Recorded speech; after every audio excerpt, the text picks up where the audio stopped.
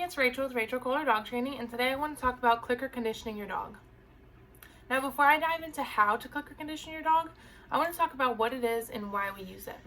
So a clicker is a marker. It's the same thing as saying good or no to your dog. It marks what they're doing at that specific time. So dogs think in pictures. So every time we say a marker word, the dog takes a picture of that in their mind. And then whatever happens after, the dog's gonna think, well, that was good or that was not the best choice. So I click, which takes a picture, and then I follow it with a treat. So the dog's gonna think, what I was doing when this clicker went off got me food, so I'll do that again. Same thing with saying good or saying no. So if anytime we say no, the dog takes a picture of what just happened, but no has to have meaning, so then we would follow through with some form of correction. So just like the clicker, I want the clicker to have meaning. So every time I'm going to click, I'm going to follow through with a reward. So just like saying good or saying no, we always want to follow through with something. But it's a little different with good or no. That's coming from us. So that already has some value to the dog. So it's different giving those marker words meaning. Whereas the clicker, it's a very neutral sound.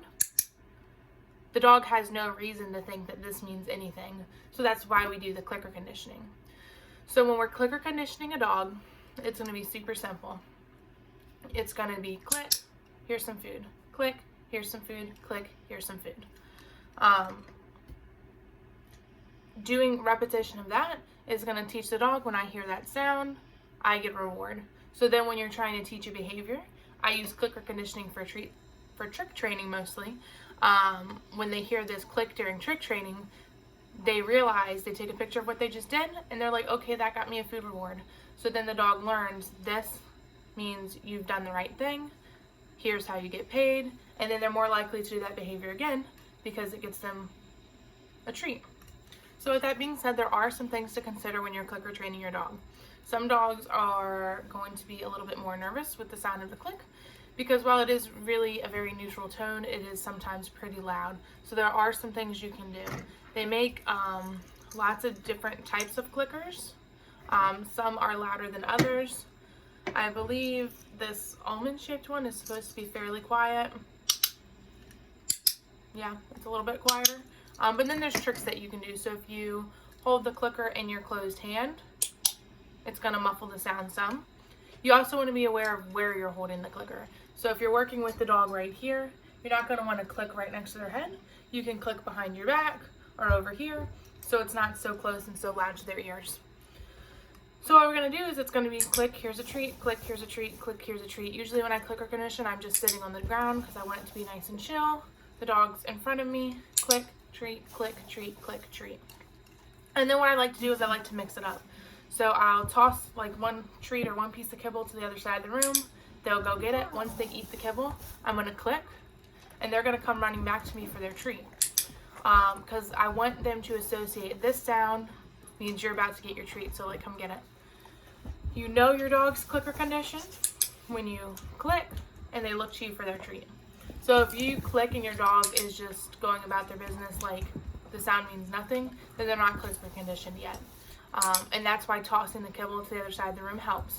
Because if I toss some kibble to the other side of the room and then I click, they're probably going to come running back to you to get their treat if they're clicker conditioned. So that's a good way to test it. So clicker conditioning, depending on your dog, shouldn't take long. You don't want to do long sessions. So some dogs will pick it up in the first session for like 3 minutes. It's going to be click, treat, click, treat, click, treat, toss a kibble, click, come get your treat. So some dogs will pick it up in just one session. Other dogs who are a little bit more nervous or maybe don't like the sound as much will take a little bit longer to clicker condition. But you don't want to do this exercise for more than like 3 to 5 minutes tops. Then you'll want to take a break and come back later. But after a few reps, the dog is going to learn this sound means I get a treat. Once your dog's clicker conditioned, you can move on to trick training or even obedience work with the clicker, whatever you're going to use it for, because now they know what it means. So now every time you click, you follow through with a treat. Now there are different ways to clicker train. Some people use the clicker as a terminal marker, which means when I click, the command is over. So if you're using it for obedience, do some research on what type of marker do you want this to be. I use clicker that means good job, keep doing what you're doing. And then you get paid every time I click.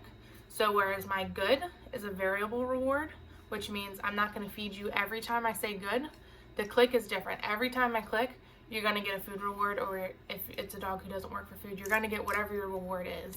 So you want to set that up in the beginning so it stays consistent.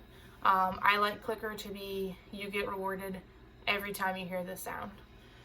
And I use it for trick training, so for me it doesn't really matter if it's a terminal marker or keep doing what you're doing. I do have some tricks where I'm adding duration, but you'll just want to be mindful of what you're setting that up to be.